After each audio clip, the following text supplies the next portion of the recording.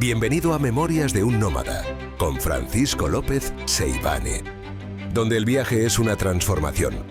Porque ser viajero es abrirse, exponerse y aprender, es dejar atrás el confort para descubrir la inteligencia escondida en cada rincón del planeta y también dentro de nosotros mismos. Prepárate para recorrer el mundo, en cuerpo, mente y alma. Hola, queridos amigos. No sé si alguna vez habéis estado encerrados en un túnel, y mucho menos en un túnel de 60 por 50 centímetros. Yo sí, fue en Vietnam. En un viaje por los alrededores de Saigón, fui a visitar los famosos túneles donde el Vietcong se había refugiado, se había escondido y había hecho la vida imposible a los americanos.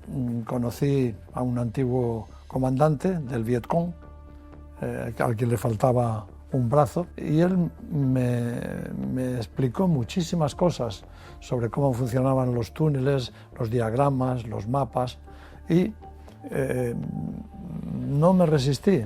Le pregunté si no podría visitar uno de los túneles y me preguntó si era un hombre templado, si me ponía nervioso, si tenía claustrofobia. Y yo le dije que normalmente sí, que era un hombre viajado y que sí, me creo que sí.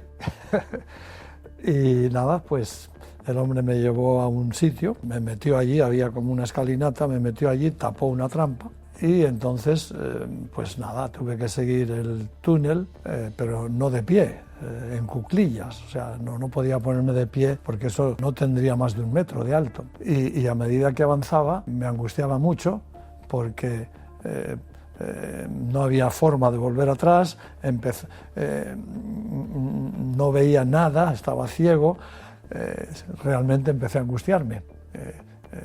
Es como estar enterrado vivo. Y seguí y de pronto descubrí como una galería con unas escaleritas que subía y no tardé nada en subir allí y salir afuera jadeando.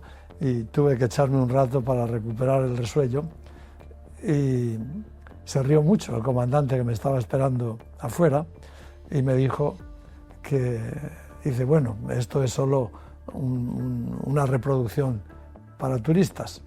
Dice, los verdaderos túneles eran mucho más complejos que estos. Dice, no te lo he ofrecido, y me picó. Digo, yo querría ver el túnel. Dice, ¿estás preparado de verdad?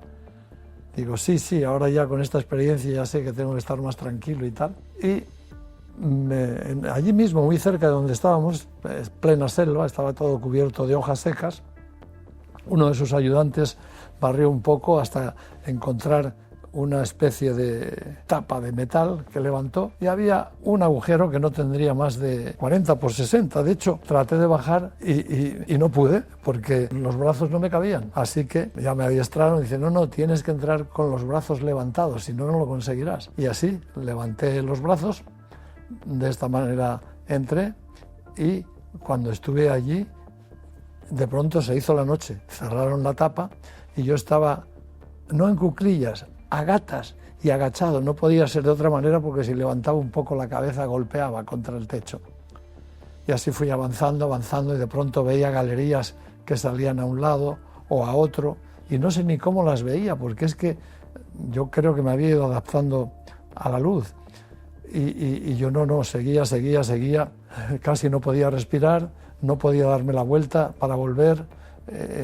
Los murciélagos me chocaban contra la cabeza cada poco tiempo y bueno, en un momento dado, 200, 300 metros más adelante, me habían abierto un huequecito que se veía un poco de luz y salí, como el que vuelve a nacer.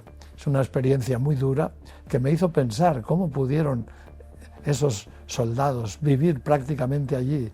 Tenían una red de más de 200 kilómetros con infinitas galerías, subidas, bajadas, varios pisos, lleno de trampas para que si los americanos entraban les explotaba todo. Muchas entradas y salidas estaban debajo del agua, en el río.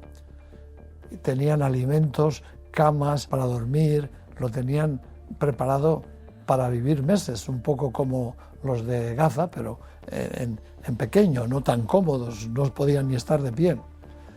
Y sí, fue una de las experiencias más notables y extraordinarias de mi vida, que me llevó a recordar los tiempos de la guerra, en el que más de 200.000 toneladas de bombas cayeron sobre Vietnam sin que hiciesen el menor daño a los soldados vietnamitas que estaban ocultos en los túneles. Los americanos incluso prepararon una gran compañía de soldados buscando los más pequeños, muchos sudamericanos, para que pudiesen entrar por los túneles, y muchísimos murieron en la infinidad de trampas que tenían.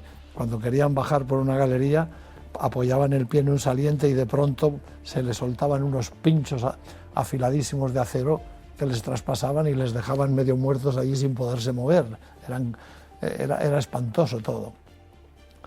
Y bueno, sí, me hizo reflexionar mucho sobre esa guerra en la que tanta gente murió, en la que tanto napalm y tantas bombas fueron derrotadas y en las que los vietnamitas vivieron como los gusanos debajo de tierra.